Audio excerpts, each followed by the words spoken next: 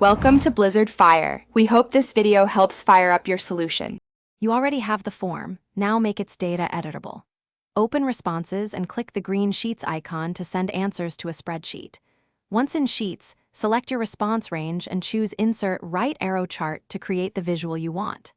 Make quick formatting changes, chart type, axis labels, and colors so the graphic communicates clearly. When the chart matches your intent, you're ready to convert it into an image for Word. Keep the sheet open for the next steps. Now convert the chart into a usable image.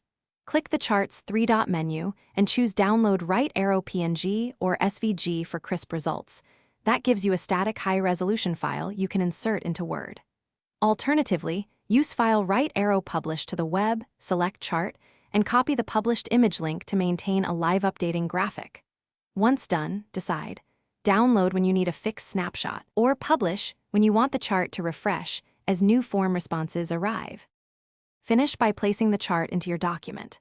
In Word, use Insert Right Arrow Pictures, right arrow this device to add a downloaded PNG or SVG, or choose Online Pictures and paste the published image URL for a linked graphic.